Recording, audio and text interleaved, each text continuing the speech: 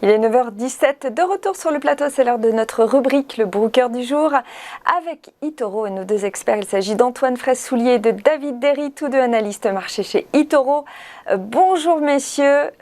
Bonjour. Bonjour. Merci de nous rejoindre. Antoine, on va commencer avec vous, bien sûr, et la situation analyse sur le CAC 40, avec un marché français qui parvient à rebondir la semaine dernière. Mais ceci étant, l'indice abandonne 3,5 points hier dans le sillage des marchés américains, même si ce matin, il regrappille quelques points. Oui, alors en effet, les opérateurs, depuis le début de l'année, demeurent tiraillés entre deux choses. C'est-à-dire la première, c'est les résultats d'entreprise qui sont pour la plupart excellents, voire à des niveaux records pour certaines sociétés. Et puis une montée inexorable de l'inflation qui pousse les banques centrales à relever leur taux directeur plus rapidement que prévu. On a vu la semaine dernière, notamment la BCE, qui souhaitait et qui n'exclut pas de remonter ses taux en 2022, sachant que ce n'était pas prévu au programme auparavant. Alors, en plus, fait négatif marquant, c'est que nous sommes dans une tension géopolitique entre, bien sûr, la Russie et l'Ukraine. Donc ça participe aussi à la nervosité des opérateurs. L'inflation est au plus haut aux États-Unis depuis 1982. On a eu le chiffre la semaine dernière aussi à 7,5% qui a provoqué, engendré une certaine nervosité. Et donc on a un CAC 40 qui lui arrive à tenir, comme on voit sur le graphique. Hier, donc on a fait un plus bas aux alentours des 6750 points. Et ça correspond aussi à une zone de support importante, puisque c'est un niveau qui a été testé à la fin du mois de janvier, au mois de décembre dernier, au mois de novembre également de 2021. Et donc à chaque fois, on a eu un rebond des marchés. Et c'est ce qui est en train de se produire ce matin d'ailleurs. On a un beau rebond du CAC qui reprend à peu près plus de 1% dans les premiers échanges. Et donc, tant que cette zone tient, à peu près les 6750, 6800 points, on voit qu'on a des acheteurs qui sont bien présents sur le CAC 40. Et donc maintenant, on se dirige, pourquoi pas, vers un retour vers les 7000 points, niveau pivot sur le CAC depuis plusieurs mois maintenant.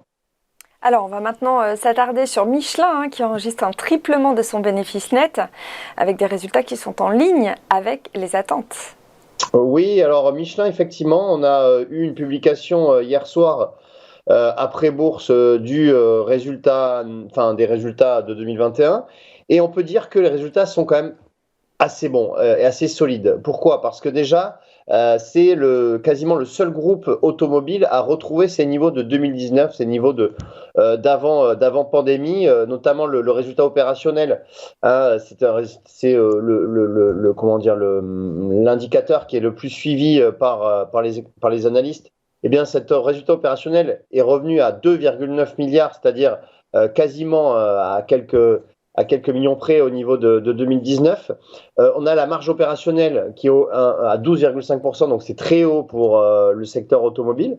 Et puis le résultat net aussi qui progresse. Alors comme vous l'avez dit, il triple par rapport à 2020, donc il est à 1,8 milliard, sachant qu'il était à 625 en 2020. Et il est supérieur à celui de 2019. Donc c'est un des rares groupes automobiles qui arrive à retrouver ses niveaux de 2019. Alors, pour plusieurs raisons. La première, c'est son positionnement premium qui lui permet ensuite de relever ses prix sur le consommateur final. Donc, un pricing power qui a été réalisé à 3 reprises l'année dernière. Et donc, ça lui permet justement d'arriver à ces très bons chiffres. Si on regarde graphiquement, eh bien, ce matin, Michelin est en petite baisse. On a eu une ouverture en baisse. Donc, les investisseurs ne sont pas vraiment euphoriques sur la valeur, mais non plus, ils ne sont pas vraiment négatifs. Quand on regarde graphiquement, on est sur une très belle dynamique haussière depuis maintenant quasiment 2 ans. On a eu un petit gap baissier ouvert hier, mais bon, on est vraiment une phase de consolidation sur Michelin.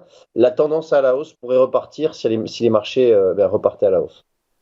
Et enfin, on va regarder Total Energy, bien sûr, qui profite de cette explosion des prix de l'énergie, qui a enregistré, lui, le plus grand bénéfice depuis 2007 à 13 milliards d'euros. Oui, effectivement, Total Energy qui a publié en fin de semaine dernière. Je voulais revenir sur cette valeur parce que les résultats sont quand même très très très bons. Alors certes, c'est dû au fait que les prix du pétrole ont aussi fortement progressé, mais on revient sur des niveaux, comme vous l'avez dit, sur un résultat net de 2007 à 13,5 milliards d'euros. Et c'est dû à la politique très habile, j'ai envie de dire, du PDG du groupe, hein, qui en fait fait une transition énergétique de manière très souple et vers les énergies renouvelables et le gaz naturel liquéfié. Et donc ça permet au groupe de progresser fortement cette année.